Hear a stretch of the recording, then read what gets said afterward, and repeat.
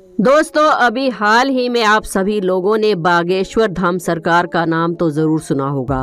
अगर आप लोगों ने ये नाम सुना है तो धीरेन्द्र कृष्ण शास्त्री जी का नाम भी आप लोग बहुत अच्छे से जानते होंगे। नमस्कार दोस्तों, आपका फिर से एक बार स्वागत है हमारे चैनल अनोखी दुनिया में। आज के वीडियो में हम लोग डिस्कस करेंगे इन्हीं गुरु जी के बारे में जिन्होंने खुद का नाम बागेश्वर धाम सरकार रखा हुआ है। जी हाँ, आपने सही समझा, ये किसी जगह का नाम नहीं बल्कि एक इंसान का नाम है। वीडियो शुरू करने से पहले आपसे रिक्वेस्ट है कि अगर अभी तक आपने हमारे चैनल अनोखी दुनिया को सब्सक्राइब नहीं किया है तो जल्दी से कर लीजिए और कमेंट्स में जय श्री राम जरूर लिखें। धीरेन्द्र कृष्ण शास्त्री ये एक ऐसे इंसान है जो कि बहुत ज्यादा रिस्पेक्ट कमा चुके हैं।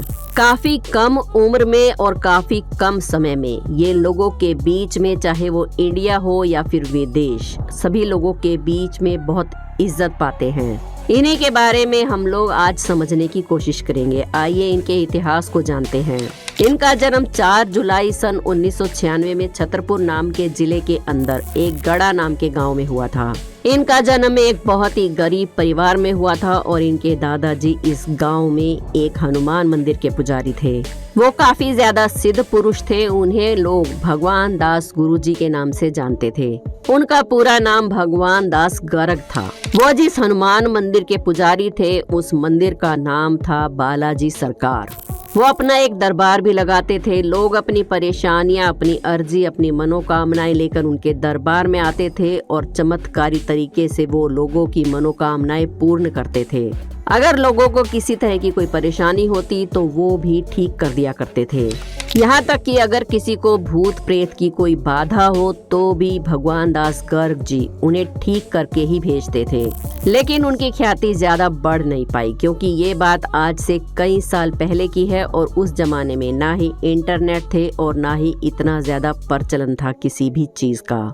छोटे छोटे गांव में ना ही न्यूज़पेपर इतने ज्यादा चलते थे। लेकिन धीरे धीरे समय बीता और उनके पोते का जन्म हुआ, यानी कि धीरेन्द्र कृष्ण शास्त्री का। वो 9 साल की उम्र से ही इस मंदिर की देखभाल करने लगे और हनुमान जी की भक्ति में लीन हो गए। रामायण का पाठ करने लगे, महाभारत सीखने लगे। ऐसा करते करते समय बीता और केवल 12 वर्ष की उम्र में ही उन्हें दिव्य अनुभूति हुई। धीरेन्द्र कृष्ण शास्त्री अपने दादाजी को ही अपना गुरुदेव मानते हैं। इसी मंदिर के पास ही उनके दादाजी की समाधि बनाई गई और फिर धीरेन्द्र कृष्ण शास्त्री जी भी बड़े हो गए।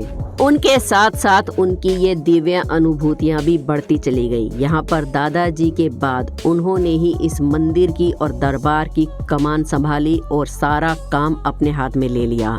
धीरे धीरे उनकी ख्याति बढ़ती चली गई। उनके भक्तगण यहाँ पर आए और कुछ लोगों ने उनकी कुछ वीडियोस इंटरनेट पर भी डालना शुरू कर दी। सोशल मीडिया पे ये तेजी से वायरल होने लगे।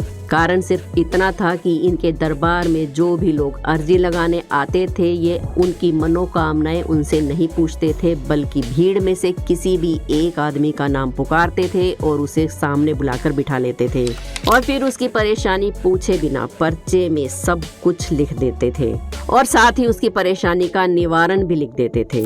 उसके माता पिता, रिश्तेदारों के नाम भी उस पर्चे में लिखे होते थे और फिर चमत्कारी तरीके से पूछते थे कि बताइए आपको क्या परेशानी है।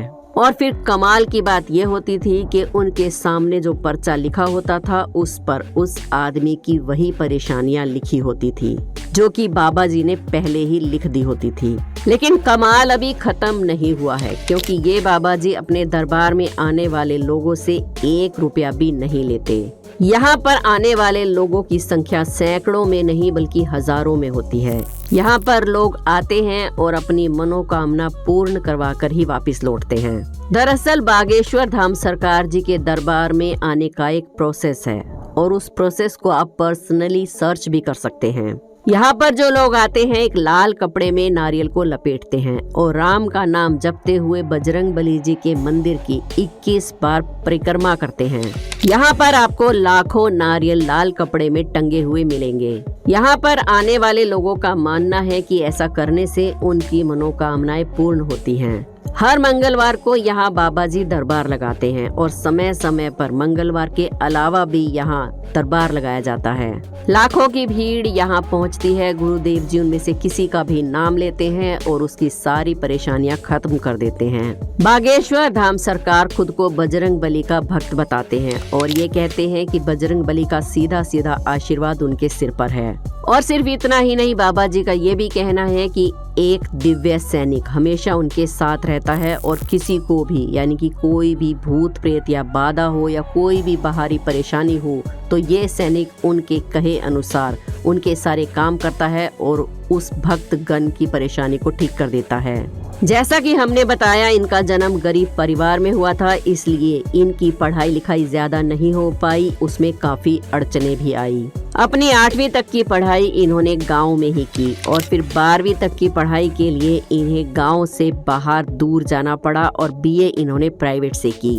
एक तरीके से देखा जाए तो इन्होंने अपना पूरा जीवन बालाजी सरकार के मंदिर के ऊपर ही न्यौछावर कर दिया। इनकी उम्र अब 26 वर्ष की है और लोग इनके राम भजन के लिए और इनके पाठ के लिए इन्हें दूर दूर से अलग अलग शहरों में बुलाते हैं।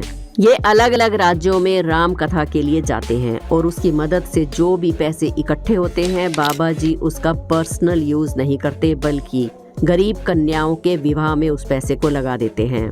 ये गरीब कन्याओं का सामूहिक विवाह करवाते हैं और उसी में सारा पैसा खर्च करते हैं। बागेश्वर सरकार धाम की तरफ से निशुल्क वृद्धाश्रम भी खोले गए हैं और अभी हाल ही में उन्होंने अपने भक्तों को आश्वासन दिया है कि वो जल्दी ही एक निशुल्क अस्पताल भी खोलेंगे। श्री बागेश्वर धाम सरकार के भक्त सिर्फ भारत में ही नहीं हैं, बल्कि हाल ही में अभी इन्हें ब्रिटेन भी बुलाया गया था। वहां पर इन्होंने सांसदों के और भारतीय समुदाय के लोगों के बीच में राम कथा का पाठ किया, जिससे वहां के लोग भी बाबा जी के सामने नतमस्तक हो गए। यहाँ पर काफी सारे ऐसे मीडिया एजेंसी वाले लोग भी आए हुए थे जो कि रिपोर्टर थे और भेष बदलकर बाबा जी के सामने पहुंचे थे। वो लोग बाबा जी के दरबार में गलत इरादे से आए थे। उन्हें लग रहा था कि बाबा जी ढोंगी बाबा हैं और वो उनकी पोल खोलने के लिए आए थे, लेकिन यकीन मानिए बाबा जी ने एक झटके में ही उन्हें पहचान लिया। और जो बड़े बड़े न्यूज रिपोर्टर बाबा जी के सामने भेष बदल कर आए थे उन्होंने बाबा जी के सामने घुटने टेक दिए और नतमस्तक हो गए। बागेश्वर धाम सरकार सचमुच में दिव्य पुरुष है या नहीं ये तो हम नहीं कह सकते, लेकिन एक बात हम स्पष्ट रूप से कह सकते हैं कि बागेश्वर धाम सरकार जी एक बहुत अच्छे इंसान, नेक दिल और संत हैं। जहाँ पर एक तरफ बहुत सारे लोग संतों का चोला पहनकर हम लोगों के बीच में घूमते हैं, जैसे कि आसाराम बापू, राम रहीम और ना जाने क्या क्या। आपको बताने की शायद हमें जरूरत नहीं, आपको सब पता ही होगा क्योंकि अब वो सब एक्सपोज हो चुके हैं, उनकी सच्चाई सबके सामने आ चुकी है। और वहीं पर बागेश्वर धाम सरकार जी बिना किसी भी फायदे के इतने बड़े बड़े काम किए जा रहे हैं, फिर चाहे वो गरीब कन्याओं का सामूहिक विवाह हो, निशुल्क वृद्धाश्रम हो या फिर फ्री हॉस्पिटल की बात ही क्यों ना हो। बागेश्वर धाम सरकार अच्छे काम करते ही जा रहे हैं और शायद यही कारण है कि उनकी रिस्पेक्ट लोगों के दिलों में बढ़ती जा रही है। आप बागेश्वर धाम सरकार के बारे में क्या सोचते हैं? वो सच्चे हैं या वो भी ढोंगी बाबा हैं? हमें कमेंट्स में जरूर बताएं। वीडियो पसंद आई हो तो एक लाइक जरूर करें। हमारे चैनल अनोखी दुनिया को सब्सक्राइब करके बेल आइकन को प्रेस करना ना भूलें। कमेंट्स में जय श्री राम जरूर लिखें। कल फिर मिलेंगे एक और वीडियो में। जय श्री राम।